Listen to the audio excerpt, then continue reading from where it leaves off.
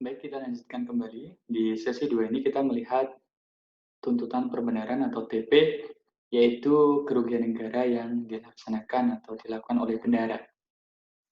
Pengertian dari bendahara adalah setiap orang yang diberi tugas untuk dan atas nama negara menerima, menyimpan, membayar, dan menyerahkan uang atau surat berharga atau barang milik negara maupun milik daerah. Ini adalah definisi bendahara sebagaimana diatur pada Undang-Undang Perbendaharaan. Dan kemudian di bawahnya kita melihat definisi dari tuntutan perbendaharaan. Tuntutan perbendaharaan adalah proses penentuan pengembalian kekurangan perbendaharaan atau comptable tekor. Mungkin teman-teman suka atau pernah mendengar istilah tekor ya. Ini berasal dari bahasa Belanda, yaitu kekurangan perbendaharaan terhadap PNS selaku bendaharawan, uang atau barang yang terjadi karena kesalahan maupun kelalaian, baik langsung maupun tidak langsung, telah menimbulkan kerugian bagi negara atas kepengurusan perbendaharaan negara yang dipercayakan kepadanya. Sehingga tadi kita akan melihat di sini bahwa spesifik sekali tuntutan perbendaharaan itu betul-betul hanya diterapkan oleh PNS yang mengemban tugas sebagai bendahara. Kalau dia bukan bendaharawan, berarti tidak berlaku proses TP terhadap PNS tersebut. Bagaimana proses TP secara umum? Yang pertama adalah BPK menerbitkan surat keputusan penetapan batas waktu pertanggungjawaban bendahara atas kekurangan kas atau barang yang terjadi, dan setelah mengetahui ada kekurangan kas atau barang dalam persediaan yang merugikan keuangan negara atau daerah.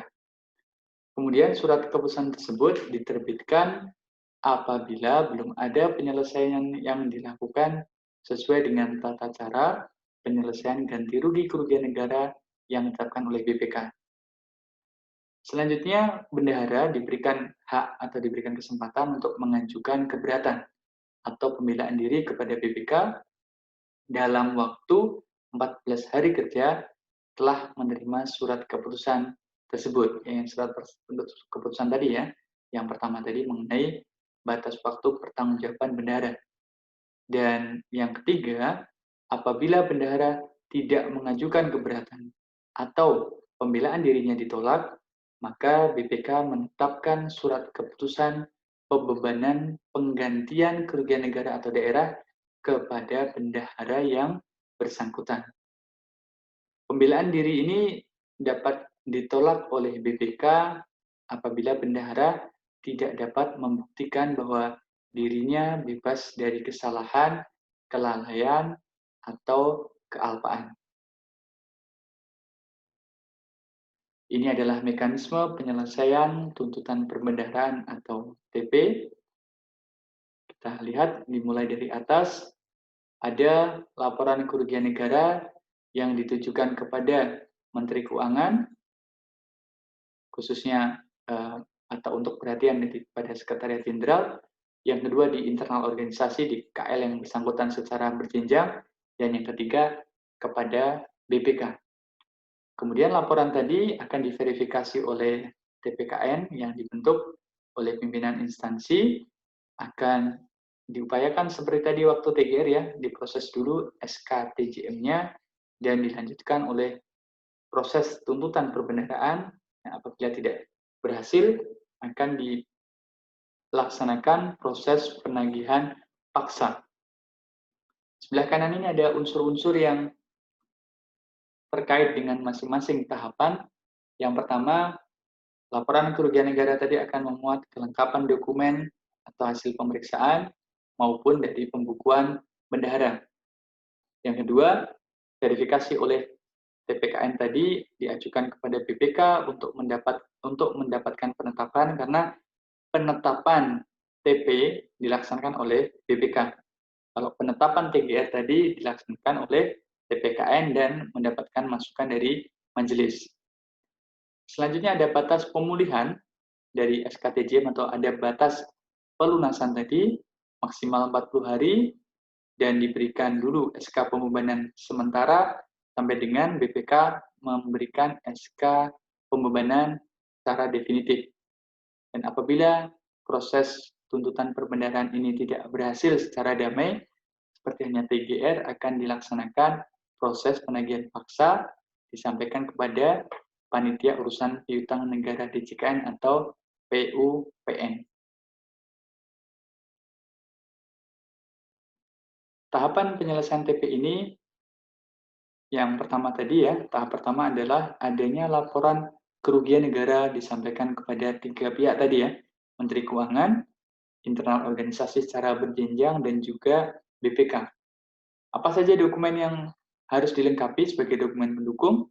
Pertama adalah SK pengangkatan bendahara, yang kedua adalah berita acara pemeriksaan kas atau barang. Biasanya di berita acara ini akan menunjukkan kekurangan kas atau barang. Yang ketiga adalah register penutupan buku kas atau buku barang.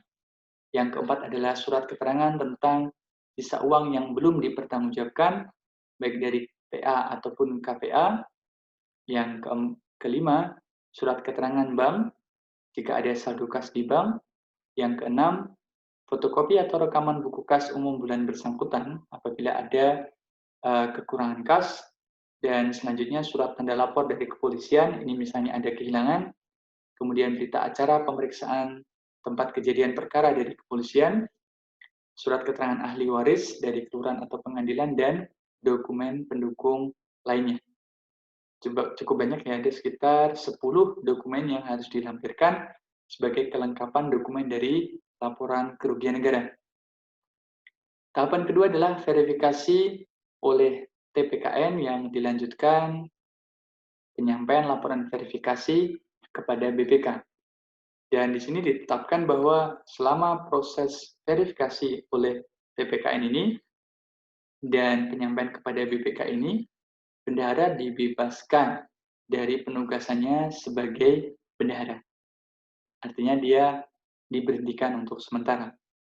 Nanti hasil dari verifikasi ini ada dua. Yang pertama adalah ditetapkan melanggar hukum atau dinyatakan lalai, dan yang kedua adalah ditetapkan tidak bersalah.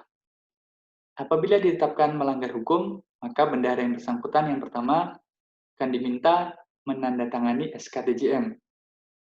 Yang kedua, diminta menyerahkan bukti kepemilikan barang atau kekayaan lain atas nama dirinya sebagai jaminan untuk tadi ya, jaminan untuk pelunasan atau pemulihan kerugian negara tadi. Dan yang ketiga, bendahara ini akan diminta memberikan surat kuasa menjual atau mencairkan barang atau kekayaan lain dari bendahara. Ini sebagai jaminan bahwa dia memiliki kekayaan atau memiliki itikat untuk mengembalikan kerugian negara melalui kekayaannya tadi. Kemudian ada surat keterangan tanggung jawab mutlak yang sudah ditandatangani oleh bendahara tadi tidak dapat ditarik kembali, tidak dapat direvisi, tidak dapat diralat, dan itu akan digunakan seterusnya sebagai dokumen pendukung ya tadi, dokumen pendukung dari proses penyelesaian dari TP ini.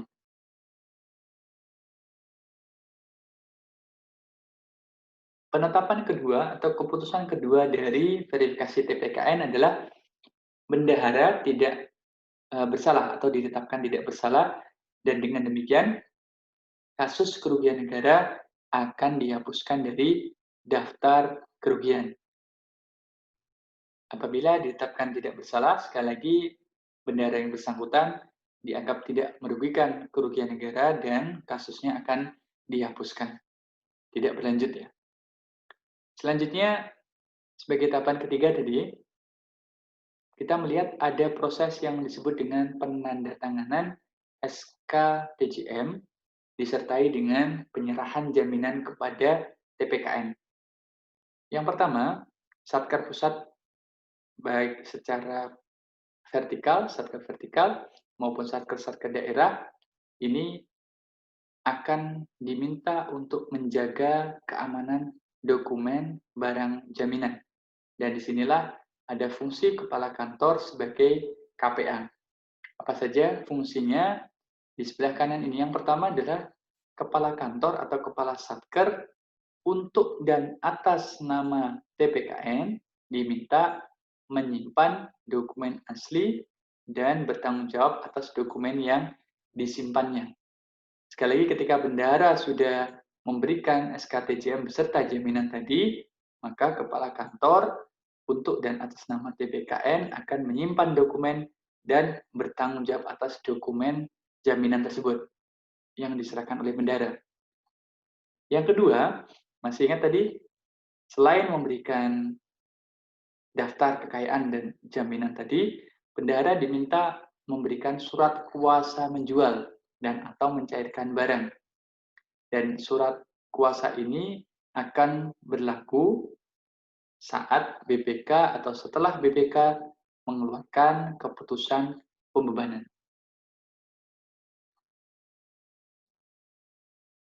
Selanjutnya, ini adalah detail mengenai SKTJM. Kita lihat di sini. Setelah mendapatkan SKTJM atau ditandatangani SKTJM, maka Satker akan menunggu penggantian secara tunai dari bendahara ini selambat-lambatnya 40 hari sejak SKTJM ditandatangani. Kemudian setelah lunas atau ada SKTL, surat keterangan tanda lunas, BPK akan mengeluarkan rekomendasi kepada menteri atau pimpinan lembaga agar kasus dikeluarkan dari daftar kerugian negara. Artinya kerugian negaranya sudah dinyatakan selesai. Bagaimana jika SKTJM tidak ditandatangani atau tidak diperoleh? Maka Menteri mengeluarkan SK pembebanan sementara, dan SK pembebanan sementara ini memiliki kekuatan hukum untuk melakukan sita jaminan. Sita jaminan apa? Kekayaan yang dimiliki oleh bendahara tadi. Karena kalau SKTJM yang diperoleh kan dia secara sukarela memberikan jaminan. Tapi kalau tidak diperoleh SKTJM, maka langkah kedua ini yang dilaksanakan oleh pimpinan lembaga, Menteri akan mengeluarkan SK pembebanan sementara.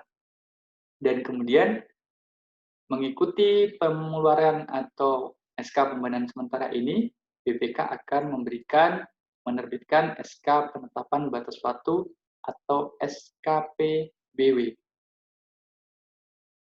Kemudian, proses pembebanan kerugian negara, jika jangka waktu mengajukan keberatan terlampaui, yaitu 14 hari kerja setelah tanggal penerimaan SKPBW, maka keberatan akan ditolak. Dan kemudian, ada kondisi juga apabila telah melampaui jangka waktu 40 hari sejak SKTJM ditandatangani, namun kerugian negara belum diganti sepenuhnya, maka akan dilaporkan kepada PUPN. Nah, harapannya yang terakhir ini ya, inilah yang dilaksanakan secara ideal, yaitu bendahara tadi akan menyetorkan secara tunai ke kas negara selambat-lambatnya setelah menerima 7 hari setelah yang bersangkutan menerima SK pembebanan. Jadi urutan-urutannya setelah diterbitkan SK PBW, diberikan waktu 14 hari kerja untuk memberikan atau mengajukan keberatan. Jika keberatannya ditolak, maka diberikan waktu untuk menyetorkan secara tunai selambat-lambatnya 7 hari setelah SK pembebanan.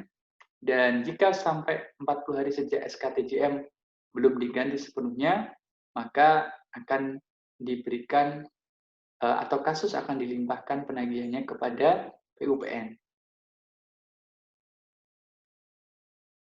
Kita melihat slide selanjutnya. Menteri Keuangan mengeluarkan surat keputusan pembebanan sementara 7 hari sejak bendahara tidak bersedia menandatangani SKTJM.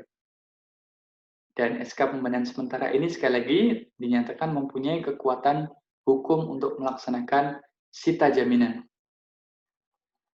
Diajukan oleh Menteri Keuangan kepada instansi yang berwenang melaksanakan penyitaan paling lambat 7 hari setelah diterbitkannya surat keputusan pembebanan sementara. Ini kita lihat juga rincian-rincian lanjutannya ya. Yang pertama, Dalam hal pengajuan sita jaminan, Menteri Keuangan melimpahkan kewenangannya kepada Kepala Kantor atau Kepala Satker di mana kasus kerugian negara terjadi. Artinya Menteri Keuangan tidak menyita sendiri ya, karena kita bayangkan betapa banyaknya tugas yang diemban Menteri Keuangan, maka pelaksanaan sita jaminan ini dilimpahkan kepada Kepala Kantor atau Kepala Satker. Yang kedua, pelaksanaan sita jaminan dilakukan sesuai dengan ketentuan peraturan undang-undangan. Dan yang ketiga, sebelum dilaksanakan permohonan sita jaminan, Kepala Kantor dapat mengajukan permohonan kepada instansi yang berwenang untuk melakukan pemblokiran terhadap barang jaminan yang dimiliki oleh si bendahara tadi. Selanjutnya, yang poin ketiga, apabila BPK menerima atau menolak keberatan bendahara dalam kurun waktu 6 bulan sejak surat keberatan dari bendahara tersebut diterima oleh BPK. Yang pertama, bendahara atau pengampu atau ahli waris dapat mengajukan keberatan atas SK pembebanan batas waktu tadi ya, yang diterbitkan oleh BPK dalam waktu 14 hari kerja setelah tanggal penerimaan SK PBW yang tertera pada tanda terima. Yang kedua, jika sampai kurun waktu 6 bulan telah terlampaui, BPK belum memberikan jawaban atas keberatan bendahara, Menteri Keuangan memerintahkan BPK untuk menanyakan lebih lanjut atas kasus kerugian negara yang dimaksud. Artinya, Menteri Keuangan akan meminta TPKN untuk menanyakan kepada BPK bagaimana tindak lanjut kasus kerugian negara ini.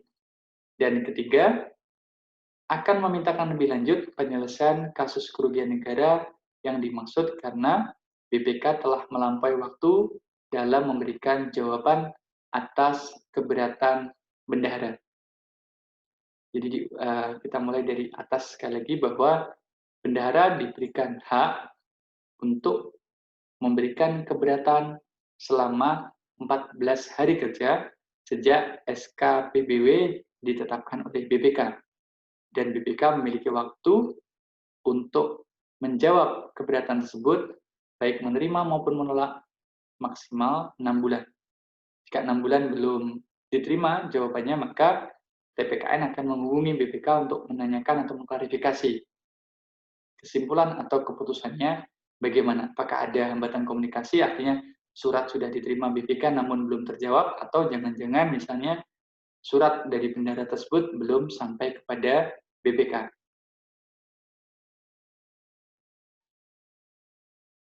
Selanjutnya, SK pembebanan memiliki kekuatan hukum melaksanakan sita eksekusi dan memiliki hak mendahului. Apa artinya? Yang pertama, apabila dalam jangka waktu 7 hari telah terlampaui dan bendahara telah mengganti kerugian negara secara tunai, maka Menteri Keuangan menyerahkan pengurusan piutang kepada Panitia Urusan Piutang Negara atau PUPN untuk dilakukan pengurusan sesuai ketentuan di bidang pengurusan piutang negara. Jadi kalau sampai 7 hari sudah lewat dari tanggal yang ditetapkan dan bendahara tidak juga mengganti kerugian negara tadi secara tunai, maka Menteri Keuangan akan menyerahkan kepada PUPN. Dan selama proses pelelangan tadi, dilakukan pemotongan penghasilan yang diterima bendahara 50% setiap bulan sampai nilainya lunas. Apabila bendahara tidak memiliki harta kekayaan untuk dijual atau hasil penjualannya tidak mencukupi untuk penggantian kerugian negara, maka Menteri Keuangan mengupayakan pengembalian kerugian melalui pemotongan paling rendah sebesar 50% dari penghasilan tiap bulan sampai lunas. Jadi urutannya akan dilaksanakan pemotongan 50% dulu selama proses pelelangan. Nanti kalau proses pelelangannya hasilnya mencukupi, maka hasil dari lelang tadi akan digunakan untuk membayar kerugian negara dan tentu gajinya akan dikembalikan 100%. Tapi jika tidak ada harta kekayaan yang dijual atau untuk dijaminkan oleh bendahara atau tidak cukup hartanya tadi, maka Menteri Keuangan melanjutkan pemotongan 50% tadi sebagai upaya untuk pengembalian atau pemulihan kerugian negara. Dan selanjutnya, apabila bendahara masuki masa pensiun, maka dalam SKPP dicantumkan bahwa bendahara ini atau yang bersangkutan masih memiliki utang kepada negara dan tabungan pensiunnya ya atau taspennya yang menjadi hak bendahara dapat diperhitungkan untuk mengganti kerugian negara. Artinya apa? Bendahara tidak akan menerima uang pensiun karena digunakan untuk membayar kerugian negara tadi.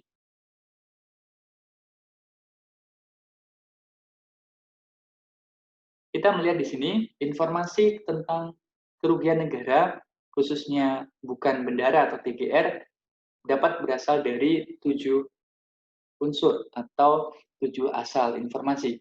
Yang pertama adalah hasil pengawasan atasan langsung, yang kedua adalah hasil pengawasan dari APIP, yang ketiga adalah pemeriksaan BPK, yang keempat adalah laporan tertulis dari yang bersangkutan. Jadi yang bersangkutan melapor sendiri bahwa telah terjadi kerugian negara atau TGR, yang kelima adalah informasi dari masyarakat, yang keenam adalah perhitungan secara ex officio, yang ketujuh adalah pelaporan secara tertulis. Apa yang dimaksud dengan perhitungan ex officio? Dijelaskan di sini di sebelah kanan ya. Perhitungan ex officio adalah perhitungan yang dilakukan oleh pejabat yang ditetapkan atas uang, surat berharga dan atau barang milik negara atau daerah yang menjadi tanggung jawab dari pegawai negeri bukan bendahara atau pejabat lain yang berada dalam pengampunan, melarikan diri, atau meninggal dunia. Ini adalah definisi dari perhitungan ex officio sebagai sumber informasi kerugian negara bukan bendahara atau TGR. Kemudian, bagaimana dengan sumber informasi dari kerugian negara yang dilaksanakan oleh bendahara atau TP? Ada 6 unsur. Yang pertama dari pemeriksaan BPK, pengawasan BPKP, pengawasan Itjen Kemenkeu, pemantauan pengendalian intern oleh unit kepatuhan internal, Selon 1, kemudian pengawasan atau pemberitahuan atasan langsung bendahara atau kepala satker, dan terakhir adalah perhitungan ex officio. Di sini sama-sama ada ex officio secara proses perhitungannya, tapi berbeda definisi. Kalau pada TP ini, ex officio adalah perhitungan yang dibuat oleh orang lain, bukan bendahara tersebut, yaitu pejabat yang ditunjuk oleh Menkeu atau kepala kantor atau kepala satker setempat.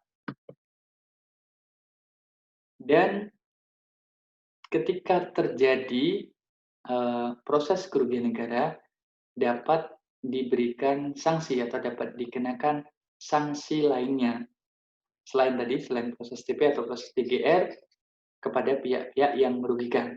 Yang pertama, dapat dikenai sanksi administratif. Contohnya adalah teguran, baik lisan maupun tertulis, kemudian penundaan kenaikan pangkat, atau bahkan pembebasan dari pangkat atau jabatan. Atau sanksi pidana, ketika misalnya kerugian negaranya ternyata ketika dari proses penyelidikan berasal dari tindak pidana korupsi.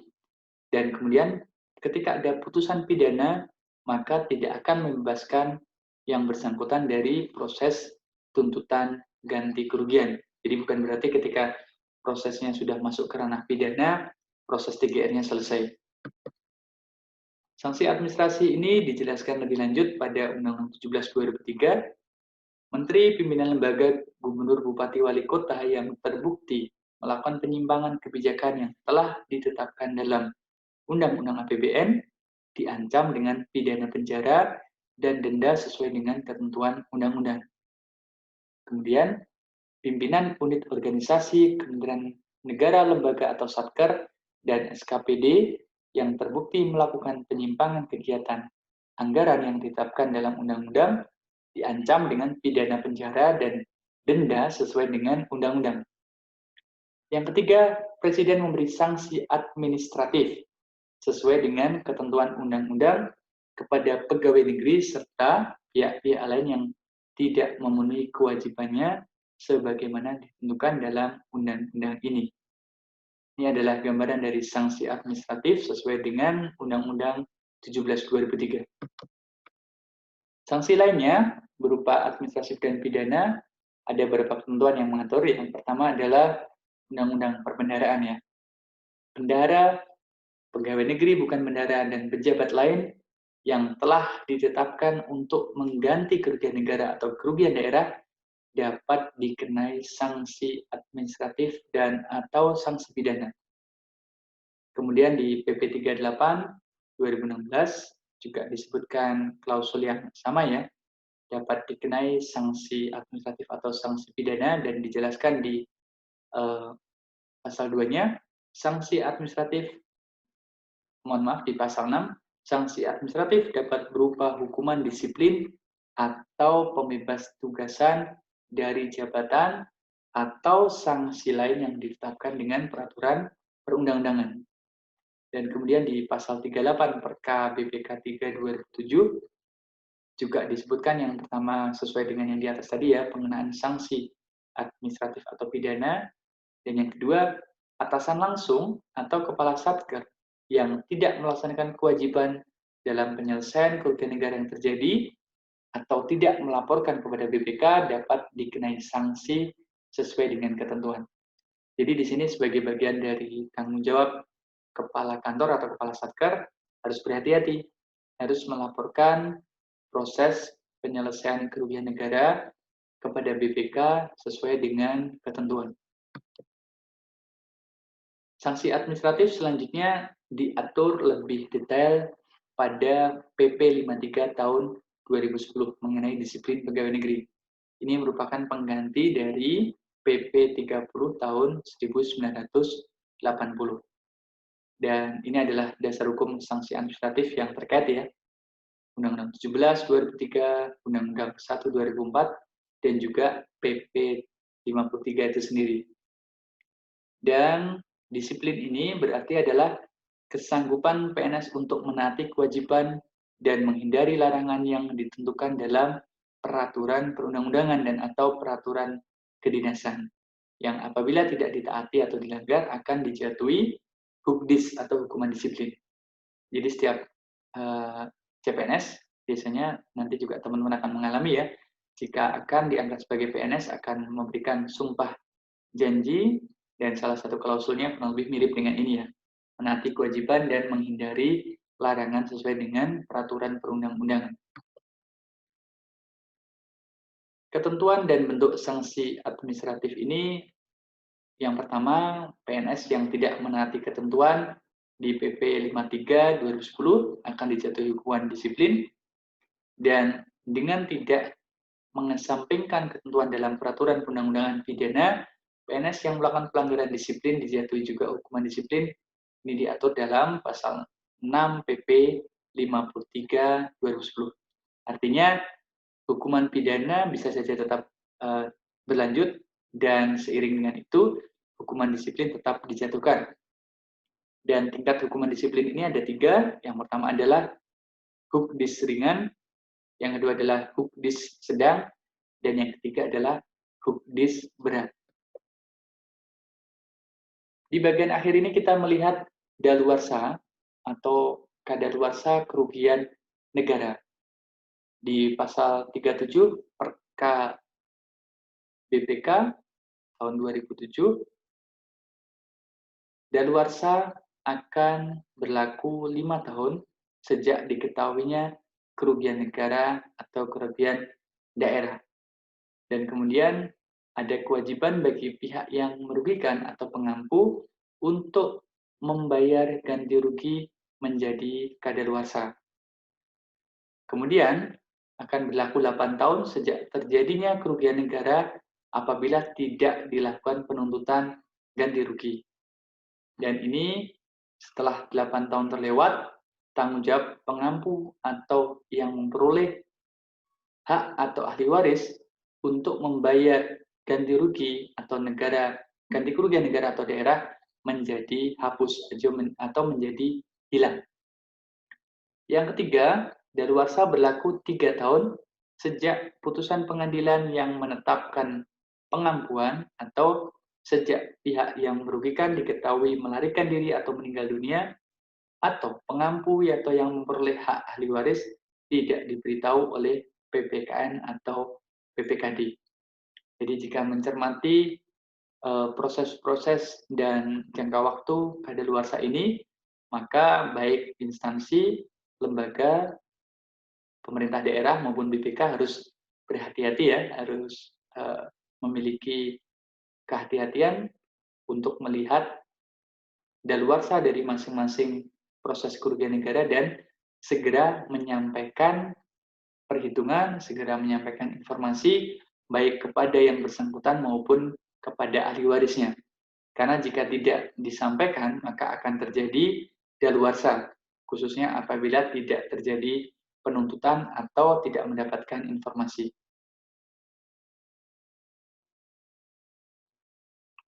Demikian tadi, rekan-rekan sekalian, sesi 1 dan sesi 2 dalam tatap muka ke-12 kita mengenai penyelesaian kerugian negara. Setelah ini kita akan lanjutkan dengan diskusi dan terima kasih atas atensi dari rekan-rekan sekalian.